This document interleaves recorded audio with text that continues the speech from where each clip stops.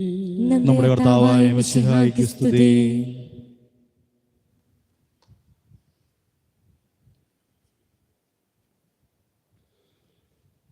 മിശിഹായിൽ ഏറ്റവും പ്രിയ മാതാപിതാക്കന്മാരെ, സഹോദരി സഹോദരങ്ങളെ, ഏറ്റവും വാത്സല്യമുള്ള കുട്ടികളെ, പള്ളി കൂദാശ കാലത്തിലെ രണ്ടാമത്തെ ഞായറാഴ്ചയാണിന്ന്. നമ്മൾ ഇന്ന് വായിച്ചു കേട്ട തിരുവചന ഭാഗം മത്തായിയുടെ സുവിശേഷം 12-ാം അധ്യായം 1 മുതൽ 14 വരെയുള്ള തിരുവചനങ്ങളാണ്. അത് തിരുവചന ഭാഗത്തിൻ്റെ തലക്കെട്ട് തന്നെ സാബത്തിനെ കുറിച്ച് വിവാദം എന്നാണ്. വിവാദം. പിന്നീട് ഈശോയെ സമീപിക്കുന്ന ഫരിസേയർ ഈശോയിൽ കുറ്റം ആരോപിക്കേണ്ടത് എങ്ങനെയെന്ന് ആലോചന നടത്തുന്നു.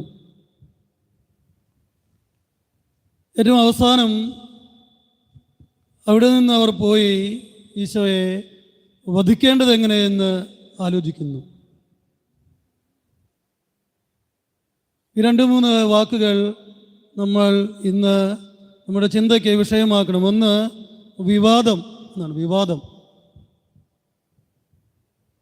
മറ്റൊന്ന്, കുറ്റമാരോപിക്കുന്ന ഫരിസേയ മനോഭാവം. തങ്ങൾ ആരോപിക്കുന്നതിനെല്ലാം മറുപടി കിട്ടിയാലും അവസാനം എങ്ങനെയാണ് ഈശോയെ കൊല്ലേണ്ടത് എന്നാലോചിക്കുന്ന മനോഭാവം. യഹൂദ മതത്തിൽ 3 വ്യത്യസ്ത തരത്തിലുള്ള അവരിലെ നേതാക്കന്മാരിൽ 3 വ്യത്യസ്ത ഗ്രൂപ്പുകളുണ്ടത്രേ. ഒന്ന്, അവരെ പറയുന്നത് സദുക്കായർ എന്നാണ്. ഒരു ഗ്രൂപ്പിന് അവർക്ക് ഒരേ ഒരു പ്രത്യേകതയുള്ളൂ, മരണാനന്തരം ഒരു ജീവിതമുണ്ട് എന്നവർ വിശ്വസിക്കുന്നില്ല.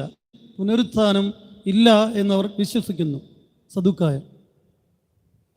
അപ്പോൾ അവരുമായുള്ള ഈശോയുടെ വിവാദങ്ങളെല്ലാം അത്തരത്തിലുള്ള കാര്യങ്ങളെക്കുറിച്ച് ബന്ധപ്പെട്ടതാണ്. ബഹുഭൂരിപക്ഷം വരുന്ന യഹൂദ വിഭാഗം ഫരിസേയർ എന്നത്രേ. അവരാണ് ഏറ്റവും പ്രധാനപ്പെട്ടവരെ. അവരെ കഴിഞ്ഞ് വേറെ ആരുമുള്ളൂ.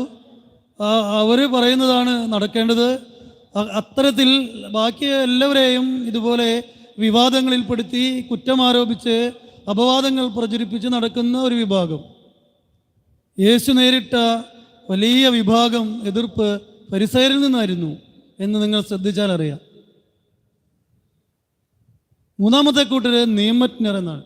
നിയമം പഠിച്ചവർ. എന്തിനും ഏതിനും അവർ നിയമത്തിൻ്റെ കണ്ണിലൂടെ കാണുന്നു.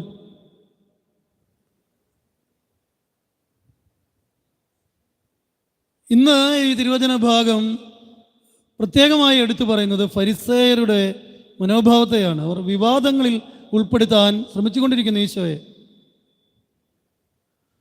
അതിനൊരു മറുപടി കിട്ടുമ്പോൾ അടുത്ത കുറ്റം ആരോപിക്കേണ്ടത് എങ്ങനെയെന്ന് ആലോചിക്കുന്നു. ഗോതമ്പ് വയൽ, നമ്മൾ വേലൂർ ഉള്ള ആളുകൾ ഗോതമ്പ് വയൽ അങ്ങനെ ശരിക്കും കണ്ടിട്ടുണ്ടാവുമോ എന്നറിയില്ല. കണ്ടിട്ടുണ്ടായാലും ഇല്ലെങ്കിലും നമ്മൾ കണ്ടിട്ടുള്ളൊരു വയൽ നെൽവയലാണ്. നെല്ല്. അതുപോലെ തന്നെയായിരുന്നു ഗോതമ്പ് വയലും പാലസ്തീനയിൽ എന്നാണ്. ഒരു കരയിൽ നിന്ന് മറ്റൊരു കരയിലേക്ക് ഈ നെൽവയലുകളുടെ വരമ്പുകളിലൂടെ എളുപ്പത്തിൽ കടന്നു പോകുന്നൊരു രീതി ഇന്നുമുണ്ട് നമ്മുടെ ഈ നാട്ടിൻപുറത്തെ പാടങ്ങളിൽ. വിളഞ്ഞ് കൊയ്ത്തിന് പാകമായി കിടക്കുന്ന വയൽ വരമ്പുകളിലൂടെ നടന്നു പോകുമ്പോൾ കുട്ടികളാണെങ്കിൽ പ്രത്യേകിച്ചും അതിൽ നിന്നൊരു കതിര് പറിക്കുന്നു, അവർ വായിലിട്ട് കുറിക്കുന്നു. മുതിർന്നവരും ചെയ്യുന്നുണ്ടാവും. അത്രയാണ് ശിഷ്യന്മാരും ചെയ്യുന്നത്. വിശന്നു എന്നും അപ്പോൾ ഒരു കതിര് പറിച്ച് തിന്നു എന്നും. എത്രമാത്രം വിശപ്പ് മാറ്റും ഈ ഒരു കതിര് പറിച്ച് തിന്നാലെന്ന് നമ്മൾ ഓർക്കുക. ആ ഒരു പ്രവൃത്തി അത് നടക്കുന്നു. ഒരു കതിര് പറിക്കുന്നു, കഴിക്കുന്നു. ഇതിനെയാണ് സാബത്ത് ലംഘനമായി ഈ ഫരിസേയർ വ്യാഖ്യാനിക്കുന്നത്. കൊയ്യുന്നതിനോട്, മെതിക്കുന്നതിനോട്, പാചകം ചെയ്യുന്നതിനോട് എല്ലാം ബന്ധപ്പെടുത്തി ഈ ഒരു ചെറിയ പ്രവൃത്തിയെ വലിയ വിവാദമാക്കുകയാണ്. അതാണ് ഈ ഫരിസേയ മനോഭാവം എന്നോർക്കുക. ചെറിയൊരു കാര്യത്തെ വർണ്ണിച്ച് അതിനെ വലിയ വിവാദമാക്കി മാറ്റുന്നു. ഈശോ അതിനെ വലിയ കാര്യത്തെ അതിനുപോലും അതിനെ നിസ്സാരവൽക്കരിച്ചുകൊണ്ടാണ് ഈശോ ഇതിന് മറുപടി നൽകുന്നത്. നമ്മൾ ശ്രദ്ധിച്ച് വായിച്ചാൽ മതി. ദാവീദ് കാഴ്ചയപ്പം എടുത്ത് ഭക്ഷിച്ചത് എങ്ങനെ? ഈ സാബത്ത് ദിവസം പുരോഹിതന്മാർ ആർക്കും വേല ചെയ്യാൻ പാടില്ല. എന്നാൽ പുരോഹിതന്മാർക്ക് ആ യഹൂദ മതത്തിൽ സാബത്ത് ദിവസമാണ് ഏറ്റവും വലിയ വേല. ബലിയർപ്പണത്തിനായി ബലിപീഠം ഒരുക്കുക, ബലിവസ്തു ഒരുക്കുക, അതിനെ ബലിയർപ്പിക്കുക, ഇങ്ങനെ ഗൗരവമായ പണികൾ അന്ന് അവർ ചെയ്യുന്നുണ്ട്. ഇത് എങ്ങനെയാണ് നിയമം അതിനെ സാധൂകരിക്കുന്നത് എന്ന് പറഞ്ഞാണ് ഈശോ അതിനെ നേരിടുന്നത്. കൂടെ കൂട്ടിച്ചേർക്കുന്നു, അതെന്തുമാകട്ടെ കരുണ അതാണ് പ്രധാനം എന്ന് പറഞ്ഞ്. അതിനുമായി ബന്ധപ്പെട്ടാണ് അടുത്ത വിവാദം. സാബത്ത് ദിവസം ഒരു രോഗിയെ സുഖപ്പെടുത്താനാകുമോ? നിങ്ങൾ പ്രത്യേകം ശ്രദ്ധിക്കണം. ഇത് ഒരു രോഗിയെ സുഖപ്പെടുത്തി കാണാനുള്ള ആഗ്രഹം കൊണ്ടൊന്നുമല്ല ഫരിസയർ ഈ ചോദ്യം ചോദിക്കുന്നത്. യേശുവിൽ കുറ്റം ആരോപിക്കുക എന്ന ഒരേ ഒരു ലക്ഷ്യം. അതിന് ഈശോ മറുപടി കൊടുക്കുന്നു. നിങ്ങളുടെ ഒരാട് കിണറ്റിൽ വീണാൽ ആരാണ് അതിനെ രക്ഷിക്കാത്തത്? സാബത്ത് പറഞ്ഞു നിൽക്കുന്നു. ആട് വേണ്ട, ഒരു കോഴി കിണറ്റിൽ വീണിട്ട്, കഴിഞ്ഞ ദിവസം ഈ വാട്സപ്പിൽ കണ്ടൊരു വീഡിയോയാണ്. ഒരു കോഴി കിണറ്റിൽ വീണു. അവരുടെ വീട്ടിലെ ഒരു ചെറിയ ആൺകുട്ടിയെ, നമ്മുടെ കുർബാനയ്ക്ക് കൂടുന്ന കുട്ടികളുടെ ഒരു കുട്ടീനെ കയറോട് ചേർത്ത് തലകീഴായി കെട്ടി ആ കോഴിയെ രക്ഷിക്കാൻ ഈ പാട്ട ഇറക്കുന്ന പോലെ ആ കപ്പിയുമ്മ കൂടെ ഇറക്കി. ഭാഗ്യത്തിന് ആ കോഴിയെയും കൊണ്ട് ആ കുഞ്ഞ് കയറി വരുന്നൊരു ചിത്രം കാണാനിടയായി. അപ്പോൾ മനുഷ്യർക്ക് ആട്, പശു ഇതിനൊക്കെ മനുഷ്യരെക്കാൾ പ്രധാനം. അത്തരത്തിലൊരു ലോകത്താണ് ഞാനും നിങ്ങളൊക്കെ ജീവിക്കുന്നത്. മനുഷ്യർ വീണ് കിടന്ന് മരിച്ചു പോയാൽ ആരും ശ്രദ്ധിക്കില്ല. അതൊരു പശുവോ കാളയോ ഒക്കെ വീണാൽ പ്രശ്നമാണ്. ഇപ്പോൾ വിവാദങ്ങളിലൂടെ, കുറ്റാരോപണങ്ങളിലൂടെ സമൂഹത്തെ മുന്നോട്ട് നയിച്ചു കൊണ്ടിരിക്കുന്ന ഒരു വിഭാഗത്തെ സുവിശേഷങ്ങളിൽ കണ്ടുമുട്ടാൻ ഒരു ഫരിസയരാണ്. ഫരിസയരെ നിങ്ങൾക്ക് ദുരിതം എന്ന് പറയുന്ന തിരുവചനങ്ങൾ മത്തായിയുടെ സുവിശേഷത്തിലുണ്ട്. നമ്മളത് അങ്ങനെ ദുരിതവും ശാപവും ഒന്നും ഇവിടെ എന്ന് പറയുന്നൊന്നുമില്ല. വായിച്ചു നോക്കണം നിങ്ങൾ.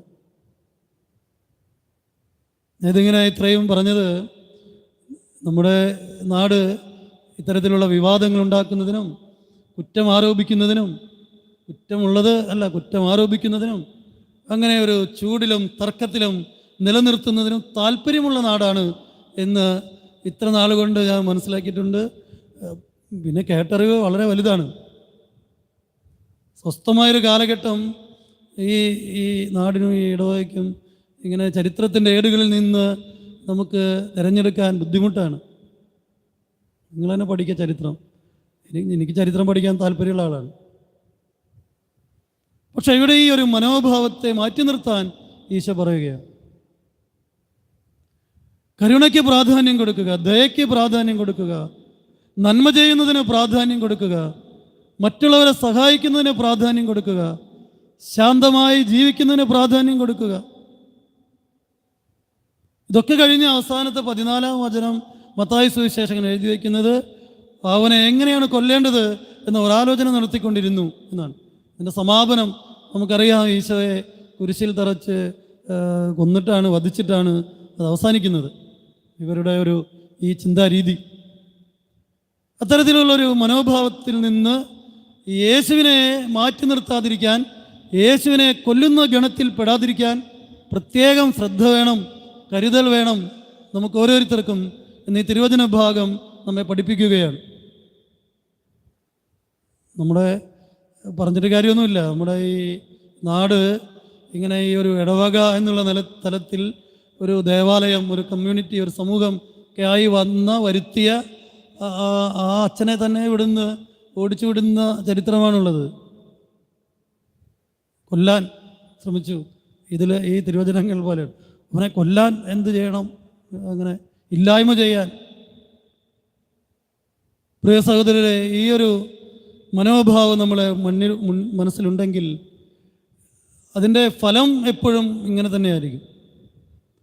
അത് ക്രൂരതയിലേക്കും തിന്മയിലേക്കും ഇതുപോലെ ഗൂഢാലോചനകളിലേക്കും അപവാദങ്ങളിലേക്കും ഒക്കെ നമ്മെ നയിക്കും. അവിടെയാണ് ഈ വിവാദം തലക്കെട്ട് തന്നെ. സാബത്തിനെ കുറിച്ച് വിവാദം, പിന്നെ ആവർത്തിച്ച് വരുന്നത് അവൻ്റെ മേൽ കുറ്റമാരോപിക്കാനുള്ള ശ്രമം. ഇത് രണ്ടും നമ്മളുടെ മനസ്സിൽ നിന്ന്, ജീവിതത്തിൽ നിന്ന്, ചിന്തയിൽ നിന്ന്, സംസാരത്തിൽ നിന്ന് പെരുമാറ്റത്തിൽ നിന്ന് മാറ്റിയെടുക്കാൻ ശ്രദ്ധിച്ചാൽ അത് നമുക്ക് തന്നെ ദൈവത്തിൻ്റെ സമൃദ്ധമായ അനുഗ്രഹങ്ങൾ നമുക്ക് നേടിത്തരുന്ന പുണ്യപ്രവൃത്തിയാണ് എന്നുകൂടി ഈ തിരുവചന ഭാഗം ഓർമ്മിപ്പിക്കുന്നുണ്ട്. ഈശോയെ കൊല്ലുന്നവരുടെ ഗണത്തിലല്ല, ഈശോയെ പ്രഘോഷിക്കുന്നവരുടെ ഗണത്തിലാണ് ഞാനും നിങ്ങളും ഒക്കെ ആയിരിക്കേണ്ടത്. നമ്മുടെ ഓരോരുത്തരുടെയും മുൻകാല ചരിത്രമോ പാരമ്പര്യമോ പെട്ടെന്ന് ഒരു ദിവസം കൊണ്ട് മാറ്റാനൊന്നും പറ്റുമൊന്നുമില്ല. പക്ഷേ ആത്മാർത്ഥമായ നിരന്തരമായ പരിശ്രമം ഈശോയുടെ കുരിശിനെ മുറുകെ പിടിച്ച്, നമ്മുടെ ഇത്രയും വലിയ പള്ളിയിൽ അത്രയും വലിയ കുരിശ് രൂപം മുന്നിലുണ്ട്.